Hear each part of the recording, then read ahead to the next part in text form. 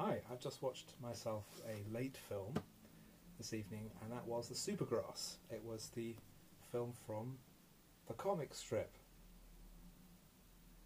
And it was their first film. They did two. The second is Eat the Rich, which has fewer of the regular comic strip group involved and also isn't in this set. But the Supergrass was released in 1985 between the second and third runs of the series, and it has all the main cast from the TV series except Rick Mail. Sorry about the beep. Apparently the smoke alarm's running out of battery power, so if I catch fire, then call the police or something, fire brigade even. Adrian Edmondson is the main character. He plays a congenital liar and childlike fantasist who, having just come back from a holiday in the West Country with his mother, tells a very militant young woman who he fancies that he's actually involved with drug smuggling in order to make himself seem more interesting.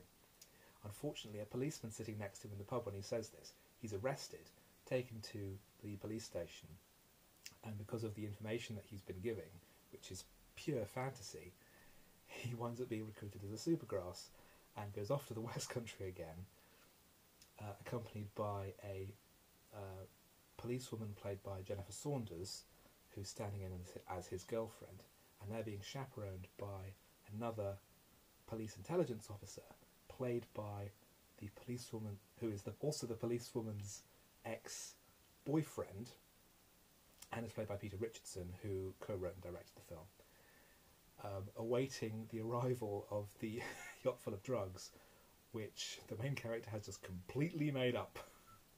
And as he gets more and more involved in these various lies involved with having a nice little holiday by the sea at the cost of the Metropolitan Police, it turns out there is a real smuggling ring, that the head of police intelligence is insane. He turns up for the initial briefing dressed as Dracula, and then spends 10 minutes involved in various police matters before he even bothers to mention the fact that he's dressed that way, and then offering an explanation.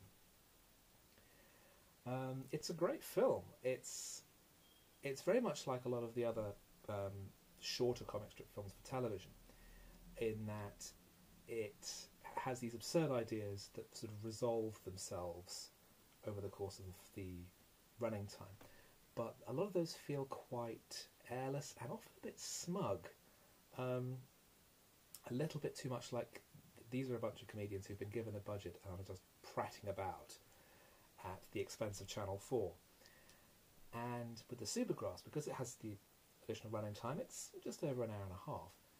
It gives everything a bit more depth. The relationship between Leslie, the policewoman, and Harvey, the police intelligence officer, feels like a real relationship over time. It stops having the kind of the superficial sheen that a lot of the TV episodes have, and it actually feels more like a real movie.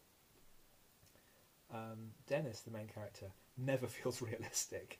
He's got the mind of a 9-year-old and is a complete fantasist.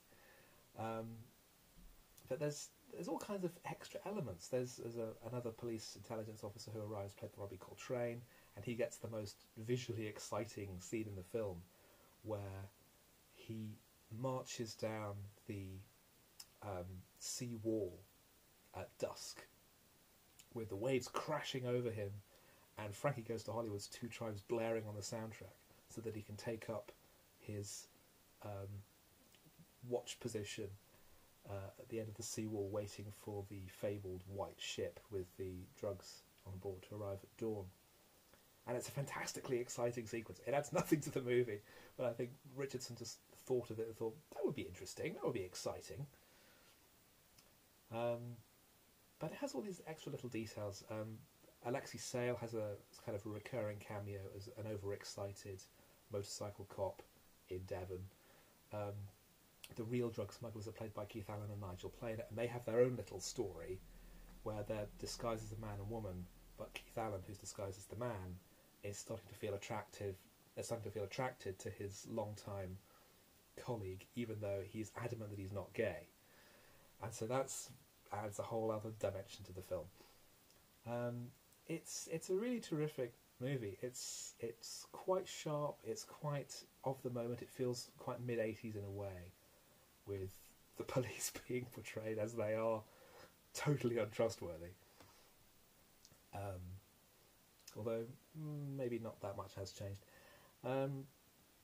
But it's a great film. It's funny, sharp, well written, well acted.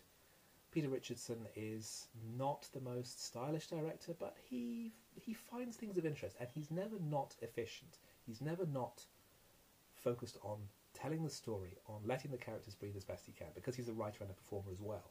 So he knows how to get the best out of his actors. And the result is a very fine piece of work. It's a very fine box set as a whole. I got this second hand for, I think, £7. So you might want to pay a bit more than that to get a nice one, because mine's covered in dirt and crap. And also it's slightly out of date, because it only goes up to about 2005. But Supergrass is highly recommended. And this is recommended too.